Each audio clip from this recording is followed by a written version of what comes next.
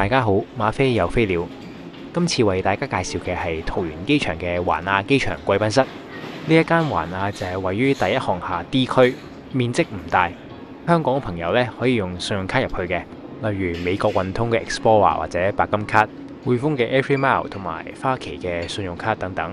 團友話環亞都係台灣一啲信用卡嘅入門貴賓室，所以呢度繁忙時間呢都成日爆滿嘅，而且聽到好多朋友都係講廣東話嘅。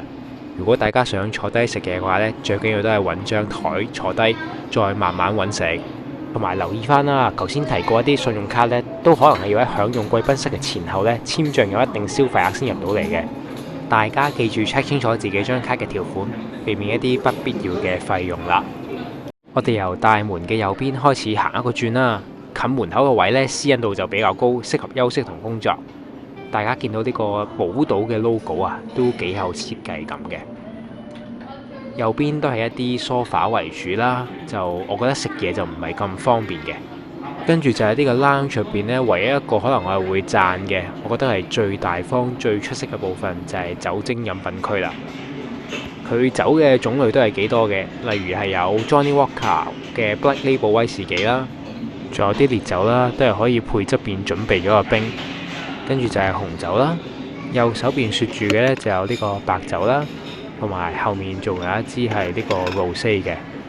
桃園呢個環亞呢，我覺得酒水方面呢係大方過之前介紹嘅東方裕日貴賓室啊，嗰邊好似都係一啲好渣嘅紅白酒同埋啤酒啫。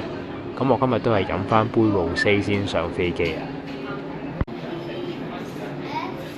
飲完酒之後呢，仲可以整翻碗綠豆湯啊，即係香港嘅綠豆沙啦。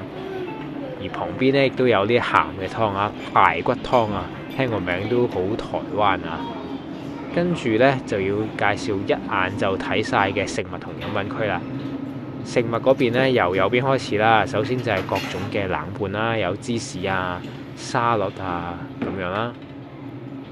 再行過幾步嘅話呢，就係呢一個即叫即唔係即煮，應該係即刻畢俾你嘅4款餐點：牛肉麵、梅菜扣肉飯、豆皮湯、時蔬炒飯。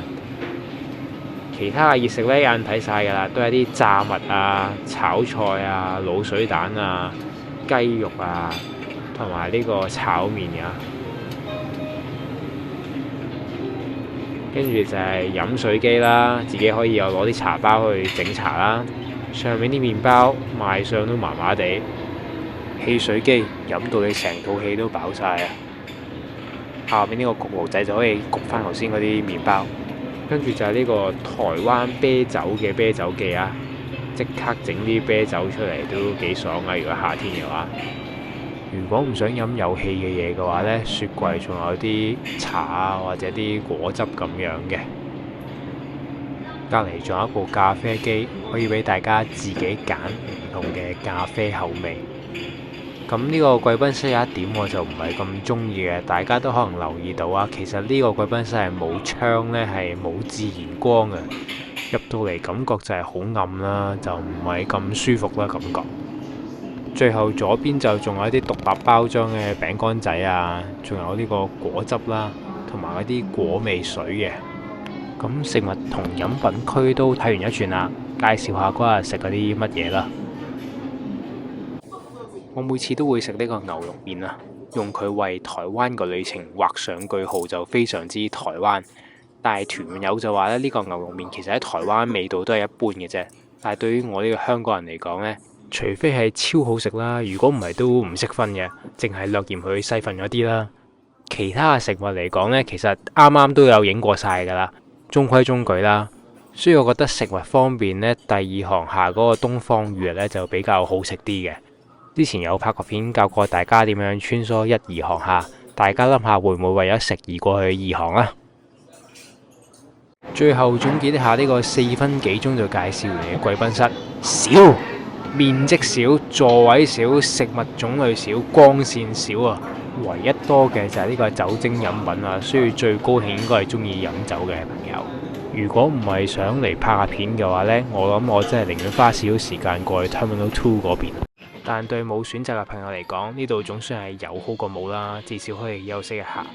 希望桃園機場開咗 Terminal 3之後，會多啲非航空公司嘅貴賓室啦。